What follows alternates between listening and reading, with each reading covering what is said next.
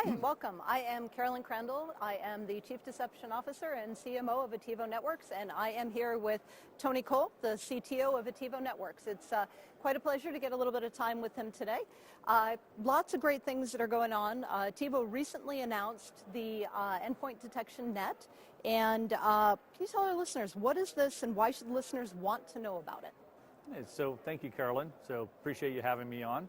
It's really interesting. The Enterprise Detection Net is really a structure for us to help fill some of the gaps in the portfolios that many large, medium, and small security companies have out there today. So they put a lot of money into the preventative side, and they're still getting breached pretty continuously. So the Enterprise Detection Net, or Endpoint Detection Net, is really a new structure that can provide new capabilities with a number of components in it so that could help fill those gaps.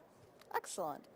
So, endpoint. Does this mean that Attivo is becoming a endpoint prevention protection company? Can you tell us how this is going to fit against other EDR type solutions that are out there? It's complementary to those existing companies out there. We're certainly not trying to compete with them. Instead, our goal is always about solving problems for our customers, and that's been the focus of the company. From quite frankly, from the board down to our support team, to engineering, to marketing, everybody, let's solve problems for customers.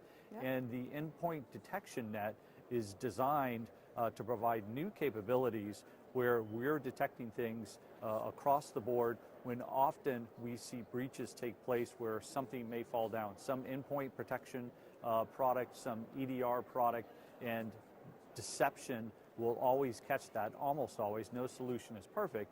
However, this certainly fills in a lot of gaps, and we've got a lot of feedback from even our Fortune 50 customers that this is providing great capabilities for them that did not seen previously. Yeah, and I'm not seen previously, and there are a lot of endpoint solutions that are out there. What makes this offering unique? Yeah, so it's really interesting. There's a number of facets inside the technology. One of my favorite pieces to it is a piece that we're calling AD Secure. So, very simply, AD Secure provides capabilities for protecting, much like the GPS, of your enterprise. So, Active Directory provides that capability where you know where all the resources are, where all the users are, all the applications are. So, we're securing the access to Active Directory without touching or impacting Active Directory.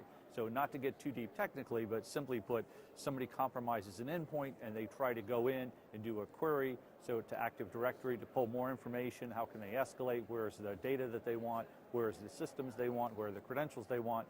We intercept that, so without touching Active Directory, and provide deceptive information back to that compromised endpoint to send the adversary off into a decoy environment. So it's a tremendous amount of fun and really changes the game up on the adversary. Yeah, pretty fascinating technology when you talk about the challenges associated with, trying to, essentially secure Active Directory, which is almost impossible by nature. Right. So they have a very creative way of coming about and derailing the attacker, as they try to get into the deep information and crown jewels of the companies. Without touching it. That's the huge thing. We don't touch Active Directory. We're not on domain controllers, so it's tremendous amount of fun and very different from other methods people have tried to use in the past. Yeah, definitely. Sounds very interesting. So this is a little bit of a departure. When people think of Attivo and deception technology, they think about traps and lures, and this is a little different than that. So is Attivo getting into different things? Is this an extension of the product portfolio? How does this fit into the company's threat defend platform?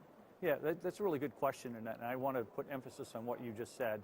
Platform. So, this is a platform, so it's deception-based, but it's all about detecting threats. The entire focus is detecting threats, people that are either malicious insiders or somebody that's broken into your environment or somebody violating policy sometimes where you don't have a security control and you can't put a security control, but you want to see activity that isn't authorized, then our technology, our platform provides that capability across the board. So it's kind of a different perspective because so many are still focused on preventing attacks, and that's important. We don't, those are our partners. We don't want to say you don't need that because you do, but so a sophisticated adversary trying to compromise your system, even an unsophisticated adversary with new capabilities for a new vulnerability that you haven't had time to patch or can't yet, this is something that will detect them, so the vast majority of the time. Gotcha. So platform, and usually people talk about platform, and even sometimes people think about deception technology as this is heavy, complicated, complex. What makes not only deception, but this new EDN offering usable and easy to operate for folks? What should they be planning for if they decide to take a look at this technology? Yeah, so it's really a lot of fun. It's nothing that needs to run in your enterprise that's heavy, where you're going to have deep discussions and arguments with the IT side versus security side.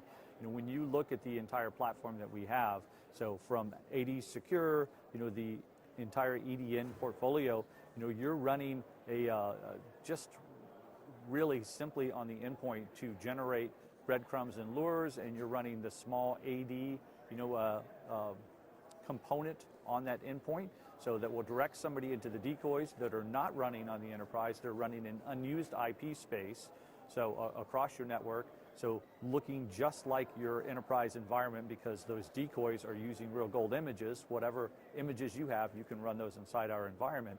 So it's not impactful at all, which is why we've been so successful, and still not impactful to those running it or utilizing it. So, and nevertheless, still providing capabilities that many of the other preventative solutions today don't, when that adversary gets through. Yeah, definitely not impactful to the operator, but definitely impactful for the attacker trying to break their... they don't know what's real and what isn't. Their way in. So, a very interesting new offering from the company. The company has come out with lots of new things, the AD Secure, the ADN as a product. Where can folks go for more information about this? Yeah, they can go to attivonetworks.com. That's ATTIVO networks.com. If you're out here at RSA and you see this, please come visit the booth. We've got a lot of great information up there. And, you should look at the fact that that NIST now has incorporated deception, in many of their guidelines, 800-160, 800-171B that should be out shortly, 853 Rev 5, so that should be out shortly. Gartner is recommending deception as a foundation for all detection.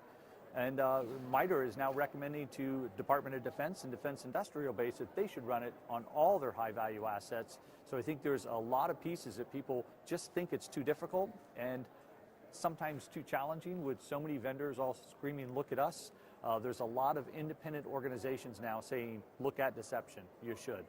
Yeah, excellent. Well, it is actually the #2 most researched technology that was out there last year, according to IDG.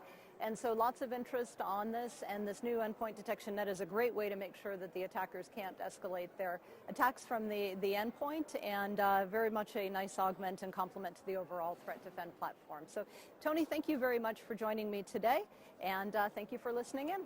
Thank you.